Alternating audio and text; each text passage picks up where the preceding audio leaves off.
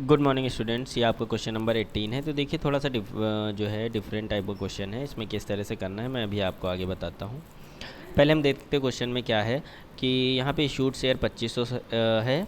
Rate इनका 10 रुपये है, जिसमें एप्लीकेशन 1 रुपये की है, अलॉटमेंट 2 रुपये की, फर्स्ट कॉल 3 रुपये की और सेकेंड कॉल 2 रुपये की, थर्ड एंड फाइनल कॉल 2 रुपये की है। ठीक है, तो यानी टोटल ये 10 रुपये हो गए। ठीक, अब इन्होंने फॉरफीचर शेयर 35, ये अभी हम कैलकुलेट करेंगे कि किस तरह से आया है। ठीक है, अब इन्होंने इस क्वेश्चन में क्या है, एरियर नहीं दिया है, जबकि इन्होंने हर कॉल पे कितना पैसा रिसीव हुआ है वो दे दिया है डायरेक्ट। तो आपको हर कॉल पे कितने शेयर्स एरियर हुए हैं वो निकालना है। क्या मतलब ये कि जितने आपका, जैसे मान लीजिए फर्स्ट कॉल पे, चलिए हम फर्स्ट कॉल को लेते हैं। फर्स्ट कॉल पे 25 को अगर हम 3 से मल्टीप्लाई करेंगे तो 7500 रुपये आना चाहिए। ठीक है, लेकिन इन्होंने दे दिया कि फ़र्स्ट कॉल पे रिसीव हुए हमको 7350। तो इसका मतलब आपका क्या है कि 150 रुपये हमें रिसीव नहीं हुए। तो 150 रुपये रिसीव ना होने का मतलब ये है कि फ़र्स्ट कॉल पे कितना एरियर होगा, कितने शेयर का। तो हम 150 को जो है 3 से भाग कर देंगे, तो इसका मतलब हमारा एरियर कितना हो जाएगा, 50 शेयर का। तो इस तरह से आपको हर कॉल पे शेयर्स निकालने होंगे, क्योंकि इन्होंने अमाउंट दे दी है रिसीव की, ना कि शेयर्स दिए हैं। ठीक है, तो अब हम करते हैं जनरल एंट्री, उसी से आपको पता चलेगा। ठीक है, तो सबसे पहले हम bank account debit to share application account, आपके 2500 शेयर थे और 1 रुपये की आपकी एप्लीकेशन थी, तो 2500 आ जाएगा और 2500 ही एप्लीकेशन जो है शेयर कैपिटल में ट्रांसफ़र हो जाएगा। इसकी एंट्री आपको पता ही है। ठीक है, अब हम आते हैं अलॉटमेंट पे। तो अलॉटमेंट आपका देखिए 2 रुपये का था, 2500 शेयर आपने इशू किए थे, तो आपका 5000 से ड्यू हो गया। लेकिन इन्होंने जैसा कि बताया है क्वेश्चन में कि 5000 में आपके 4950 रुपए रिसीव हुए। तो यानी आपका जो 4950 अगर रिसीव होगा तो 5000 में 4950 घटाएंगे तो 50 शेयर 50 रुपये का यहाँ पे आपका एरियर है। तो जब 50 रुपये का एरियर है तो हम इसे किससे भाग करेंगे, जिसने की आपकी अलॉटमेंट है। अलॉटमेंट है 2 रुपये की, यानी 25 शेयर। तो 25 शेयर का एरियर है अलॉटमेंट पर। कितने शेयर्स का एरियर है अलॉटमेंट पे, 25 शेयर का।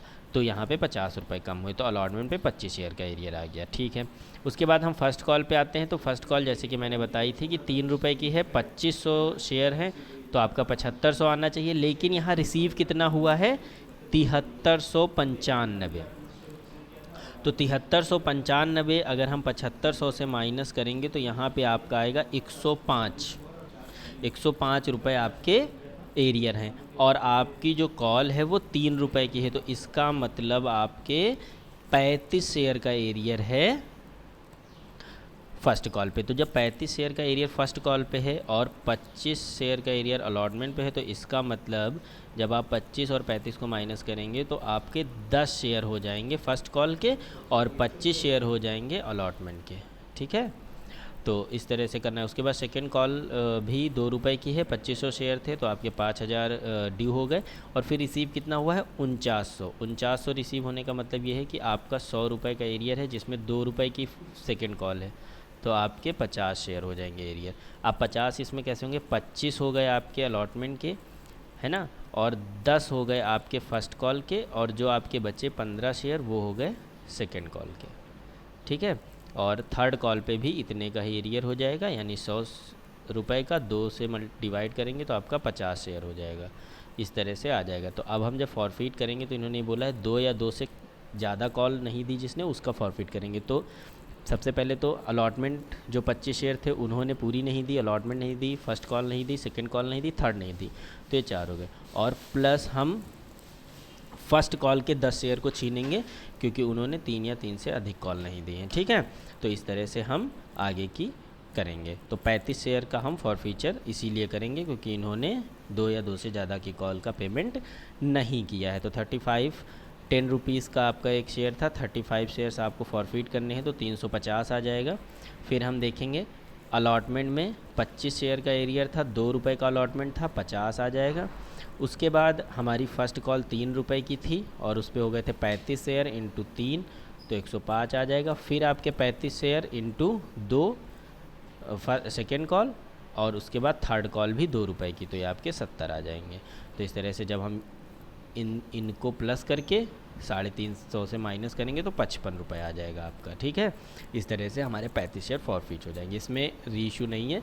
मैंने वर्किंग नोट यहाँ पे नीचे पूरी दिखाई हुई कि जैसे अलॉटमेंट पे जो है आपके 5000 ड्यू थे, 4950 रिसीव हुए, यानी कॉल इन एरियर 50 रुपये का है, जिसे हम 2 से डिवाइड कर देंगे तो 25 शेयर आ जाएगा। ठीक है, उसके बाद फर्स्ट कॉल पे भी इसी तरह 7500 ड्यू थे, 7395 रिसीव हुए, 105 रुपये का एरियर हुआ, 3 से मल्टीप्लाई कर देंगे तो 35 शेयर हो जाएंगे, जिसमें 25 अलॉटमेंट के, 10 फर्स्ट कॉल के। ठीक है, उसके बाद सेकेंड कॉल पे भी इसी तरह 5000 ड्यू हुआ, 4900 रिसीव हुआ, यानी 100 रुपये का एरियर है, 2 से डिवाइड करेंगे 50 शेयर आएगा, जिसमें 25 अलॉटमेंट के, 10 फर्स्ट कॉल के और 15 सेकेंड कॉल के। क्लियर है।